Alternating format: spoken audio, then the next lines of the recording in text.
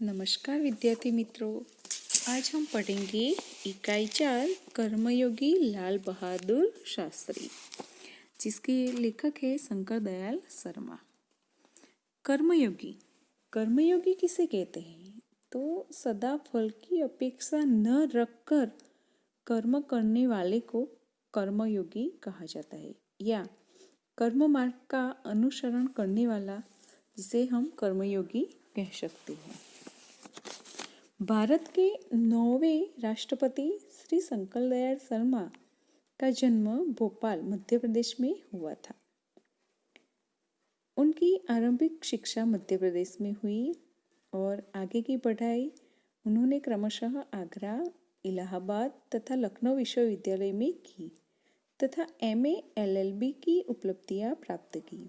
बाद में कैम्ब्रिज विश्वविद्यालय से PhD की उपाधि अर्जित की और वहीं पर 1 वर्ष तक प्रवक्ता रहे। तत्पश्चात भारत लौटकर वह राजनीति में सक्रिय हुए। विधायक और सांसद के रूप में आरंभ में हुई उनकी राजनीतिक यात्रा राज्यपाल, उपराष्ट्रपति और राष्ट्रपति के सर्वोच्च पद पर जाकर समाप्त हुई। हिंदी और अंग्रेजी दोनों भाषाओं में उन्होंने अनेक पुस्तकें लिखी, जिनमें से कुछ इस प्रकार है: देशमणि, हमारे पथ प्रदर्शक, प्रतिष्ठित भारतीय तथा हमारे चिंतन की मूलधारा।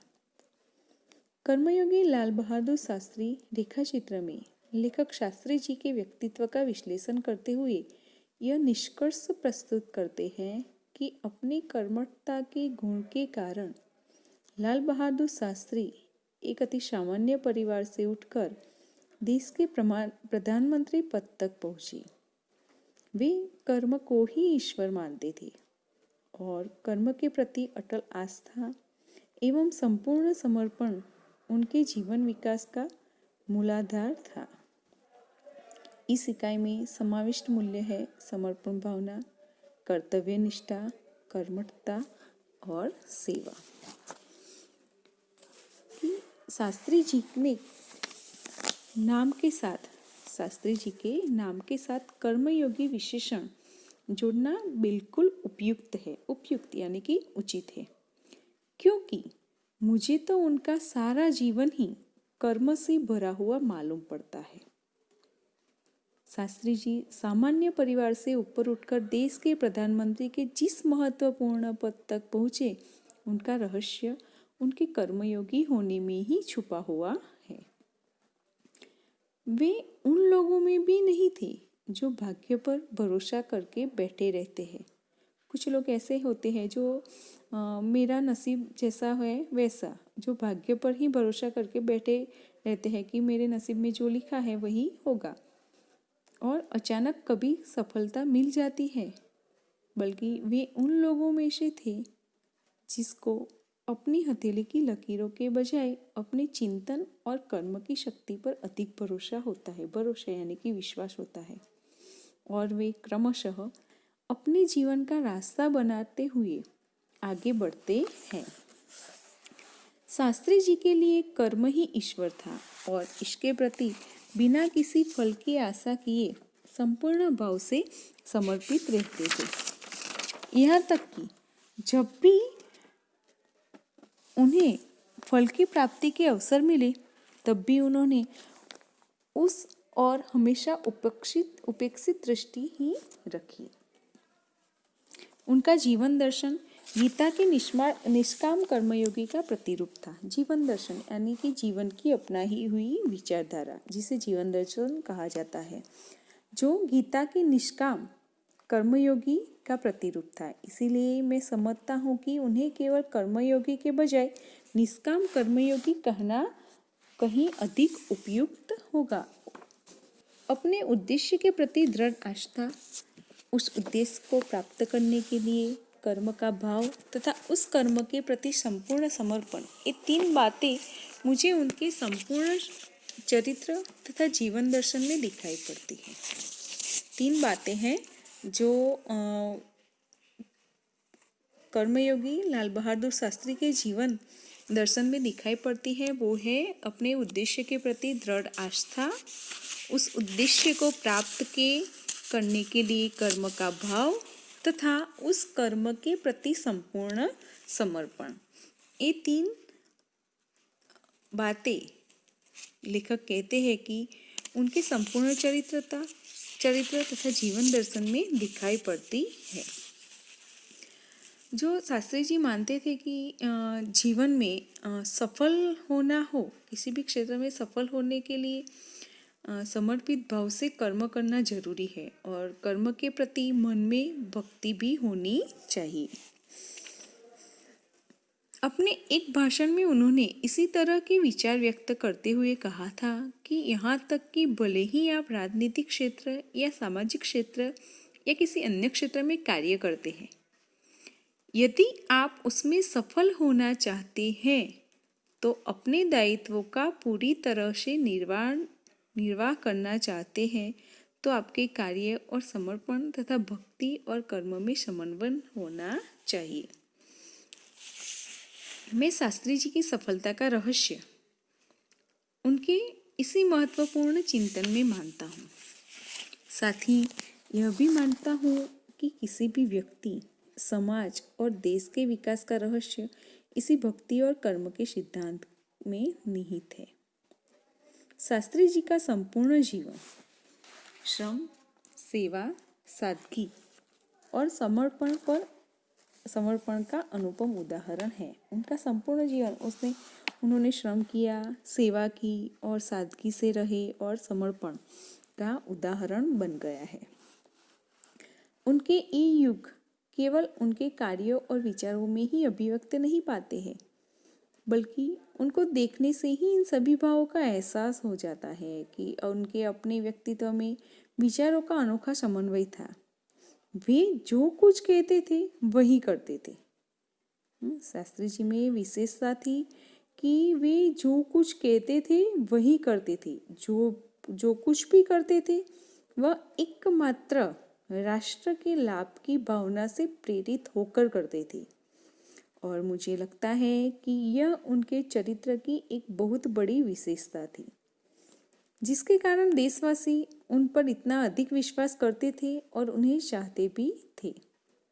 देश के लोग उन पर विश्वास करते थे और उन्हें चाहते भी थे।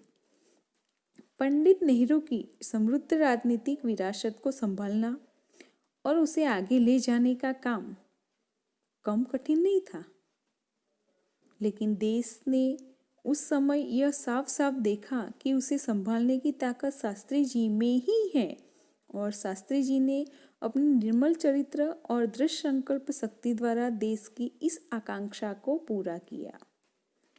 शास्त्री जी की एक सबसे बड़ी विशेषता यह थी कि वे एक सामान्य परिवार में पैदा हुए थे। सामान्य परिवार में ही उनकी परवरिश हुई और जब वे देश के प्रधानमंत्री जैसे महत्वपूर्ण पद पर पहुंचे तब भी वह सामान्य ही बने रहे। विनम्रता, सादगी और सरलता उनके व्यक्तित्व में एक विशिष्ट प्रकार का आकर्षण पैदा करते थे। इस दृष्टि से शास्त्री जी का व्यक्तित्व बापू यानी कि गांधी बापू, महात्मा गांधी बापू के अधिक करीब था और कहना न होगा कि बापू से प्रभावित होकर ही सन 1921 में उन्होंने अपनी पढ़ाई छोड़ दी। बापू से प्रभावित होकर, महात्मा गांधी से प्रभावित होकर उन्होंने 1921 में अपनी पढ़ाई छोड़ दी और शास्त्री जी का भारतीय चिंतकों डॉक्टर भगवान दास तथा बापू का कुछ ऐसा प्रभाव रहा कि जब जीवन भर उन्हीं आदर्शों पर चलते रहे तथा औरों को इनके लिए प्रेरित करते रहे। शास्त्री जी के संबंध में मुझे बाइबल की वह युक्ति बिल्कुल सही जान पड़ती है कि विनम्र ही पृथ्वी के वारिस होंगे। क्या कहा है कि विनम्र ही पृथ्वी के वारिस होंगे। जो बाइबल की ये युक्ति है उन पर बिल्कुल सही बैठती थी। वे स्वयं को कभी शासक न मानकर हमेशा जनता का सेवक ही मानते थे कि मैं जनता का सेवक ही हूँ। शास्त्री जी ने हमारे देश के स्वतंत्रता संग्राम में तब प्रवेश किया था जब वे एक स्कूल में विद्यार्थी थे और उस समय उनकी उम्र 17 वर्ष की थी। गांधी जी के आह्वान पर वे स्कूल छोड़कर बाहर आ गए थे। इसके बाद काशी विद्यापीठ में उन्होंने अपनी शिक्षा पूरी की। उनका मन हमेशा देश की आज़ादी और सामाजिक कार्यों की ओर लगा रहा था। परिणाम यह हुआ कि सन 1926 में वे लोक सेवा मंडल में शामिल हो गए, जिसके वे जीवन भर सदस्य रहे। इसमें शामिल होने के बाद से शास्त्री जी ने गांधी जी के विचारों के अनुरूप अछूतोद्धार के काम में अपने आप को लगाया। यहाँ से शास्त्री जी के जीवन का एक नया अध्याय प्रारंभ हो गया। सन 1930 में जब नमक कानून तोड़ो आंदोलन शुरू हुआ तो शास्त्री जी ने उनमें भाग लिया और जिसके परिणाम स्वरूप उन्हें जेल भी जाना पड़ा। यहाँ से शास्त्री जी की जेल यात्रा की जो शुरुआत हुई तो वह सन 1942 के भारत छोड़ो आंदोलन तक निरंतर चलती रही। इन 12 वर्षों के दौरान वे 7 बार जेल गए। इन 12 वर्षों में 1930 से 42 तक वो 12 साल में वे 7 बार जेल गए। इसी से यह अंदाजा लगाया जा सकता है कि उनके अंदर देश की आज़ादी के लिए कितनी बड़ी ललक थी। ललक यानी कि तीव्र इच्छा, आज़ादी लेने के लिए उनमें कितनी तीव्र इच्छा थी। दूसरी जेल यात्रा उन्हें सन 1932 में किसान आंदोलन में भाग लेने के लिए करनी पड़ी। सन 1942 की उनकी जेल यात्रा 3 वर्ष की थी, जो सबसे लंबी जेल यात्रा थी।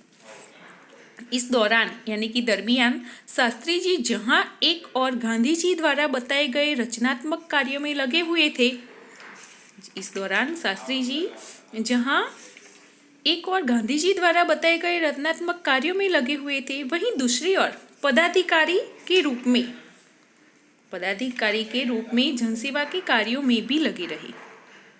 सन 1935 में वे संयुक्त प्रांतीय कांग्रेस कमेटी के सचिव बनाए गए। इस पद पर वे 1938 तक रहे। किसानों के प्रति उनके मन में विशेष लगाव था, इसलिए उनको सन 1936 में किसानों की दशा का अध्ययन करने वाली एक कमेटी का अध्यक्ष बनाया गया। अध्यक्ष यानी किसी संस्था का प्रधान, जिसे अध्यक्ष कहा जाता है। पूरी लगन के साथ काम करके उन्होंने अपनी रिपोर्ट प्रस्तुत की।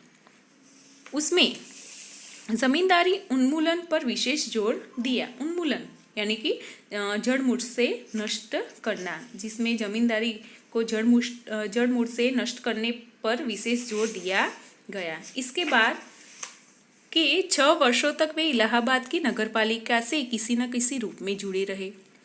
मैं समझता हूँ कि इन अनुभवों ने भी शास्त्री जी के व्यक्तित्व और चिंतन को नागरिकों की समस्याओं से निकट से परिचित कराया। उनके पास ग्रामीण जीवन का तो अनुभव था, क्योंकि एक सामान्य परिवार से आए हुए थे। अब इसके साथ ही इलाहाबाद नगरपालिका ने जनसेवा का भी अनुभव जोड़ दिया था। लोकतंत्र की इस आधारभूत इकाई में कार्य करने के कारण वे देश की छोटी छोटी समस्याओं और उनके निराकरण की व्यावहारिक प्रक्रिया से अच्छी तरह परिचित हो गए थे। कार्य के प्रति निष्ठा और मेहनत करने की अदम्य क्षमता, अदम्य यानी कि जो दबाया ना जा सके, जिसे अदम्य कहते हैं, क्षमता के कारण सन 1937 में वे संयुक्त प्रांतीय व्यवस्थापिका सभा के लिए निर्वाचित यानी कि बहुमत द्वारा चुना गया, जिसे निर्वाचित कहा जाता है। सही मायने में यहीं से शास्त्री जी के संसदीय जीवन की शुरुआत हुई, जिसका समापन देश के प्रधानमंत्री पद तक पहुंचने में हुआ। शास्त्री जी को भारतीय राजनीति की इतनी सही और गहरी पकड़ थी कि श्रीमती इंदिरा गांधी ने उन्हें अपना राजनीतिक गुरु मानते हुए कहा था कि उन्हीं के मार्गदर्शन में मेरा राजनीतिक जीवन शुरू हुआ। देश की आज़ादी के बाद उत्तर प्रदेश तथा केंद्र सरकार में शास्त्री जी भिन्न भिन्न पदों पर रहे। उत्तर प्रदेश में उन्हें गृह मंत्री बनाया गया। बाद में पंडित नेहरू के अनुरोध पर वे केंद्र में आ गए। केंद्र में उन्होंने रेल और परिवहन, संचार, वाणिज्य, उद्योग और गृह जैसे महत्वपूर्ण मंत्रालयों में मंत्री पद संभाला। इन पदों पर रहते हुए शास्त्री जी ने अपने जिस प्रशासकीय यानी शासन के संबंधित दक्षता का प्रमाण दिया, वह हमारे देश के लिए एक उदाहरण है। अपने मंत्रालयों के कार्यों में उनका दृष्टिकोण अत्यंत व्यावहारिक तथा सभी प्रकार की औपचारिकताओं से परे होता था। वे अपने को कभी भी अपने पद के कारण ऊंचा नहीं मानते थे। उनकी बड़ी सीधी सी धारणा थी कि वे जनता के शासक नहीं बल्कि जनता के सेवक हैं, और ऐसी भावना से कार्य करने के कारण उन्हें अपने मंत्रालय में तो लोकप्रियता मिली ही, साथ ही साथ सारे देश में भी लोकप्रियता मिली। इसी लोकप्रियता का परिणाम था कि पंडित नेहरू के निधन के बाद देश ने उन्हें प्रधानमंत्री के रूप में स्वीकार किया। देश के इस महत्वपूर्ण पद पर रहते हुए केवल 19 महीने के छोटे से समय में उन्होंने जितनी सफलताएं और लोकप्रियता प्राप्त की, वह एक उदाहरण है। शास्त्री जी के सामने अपना उद्देश्य बिल्कुल स्पष्ट था। उसमें किसी प्रकार का धुंधलापन या भटकाव नहीं था। भटकाव यानी कि लक्ष्य को छोड़कर इधर उधर होना। वे हमारे देश के अत्यंत महत्वपूर्ण पदों पर रहे और इन पदों पर रहते हुए स्वाभाविक रूप से वे अधिकार संपन्न भी थे, लेकिन उन्होंने हमेशा आत्मसंयम से काम लिया तथा अधिकारों से अधिक कर्तव्यों को तरजीह यानी कि प्राधान्य, महत्व दिया, अपने कर्तव्यों को महत्व दिया। शायद इसीलिए शास्त्री जी इतने अधिक लोकप्रिय भी हो सके। उन्होंने अलीगढ़ मुस्लिम विश्वविद्यालय के दीक्षांत समारोह में 19 दिसंबर 1964 को छात्रों को संबोधित करते हुए कुछ इस तरह के विचार व्यक्त किए थे। दीक्षांत समारोह यानी कि विश्वविद्यालयों का प्रमाण पत्र देने का उत्सव। विश्वविद्यालय को प्रमाण पत्र देने का जो उत्सव था, उसमें उन्होंने छात्रों को संबोधित करते हुए अपने विचार व्यक्त किए थे कि आपके भविष्य की मंजिल यानी कि लक्ष्य, आपके भविष्य का लक्ष्य चाहे जो कुछ भी हो, आप में से प्रत्येक को यह सोचना चाहिए कि आप सबसे पहले तो देश के नागरिक हैं। यह आपको संविधान द्वारा प्रदत्त कुछ अधिकार देता है, लेकिन इससे कुछ कर्तव्यों का भी बोझ आता है जिसे आपको समझना चाहिए। हमारा देश प्रजातांत्रिक है जो निजी स्वतंत्रता देता है, लेकिन इस स्वतंत्रता का उपयोग एक व्यवस्थित समाज के हित में स्वेच्छा से लगाए गए प्रतिबंधों के तहत होना चाहिए। तहत यानी कि प्रतिबंधों के अधीन होना चाहिए। अधिकार, कर्तव्य और आत्मसंयम के बारे में यह अत्यंत महत्वपूर्ण बात शास्त्री जी ने कही थी, जिसे आज याद रखने की ज़रूरत है। तो लाल बहादुर शास्त्री भारत के लोकप्रिय नेता थे। जवाहरलाल नेहरू की मृत्यु के बाद वे स्वतंत्र भारत के दूसरे प्रधानमंत्री बने। इस पद पर वे केवल 19 महीने रहे। इस दरमियान देश कठिन परीक्षा की घड़ी से गुजरा, क्योंकि पाकिस्तान ने भारत पर आक्रमण कर दिया और भारतीय सेनाओं ने उनका मुंह तोड़ उत्तर दिया। सारी दुनिया ने शास्त्री जी के नेतृत्व का लोहा माना। इस पाठ में लेखक ने कर्म को ही ईश्वर मानने वाले शास्त्री जी के व्यक्तित्व का सुंदर विश्लेषण किया है।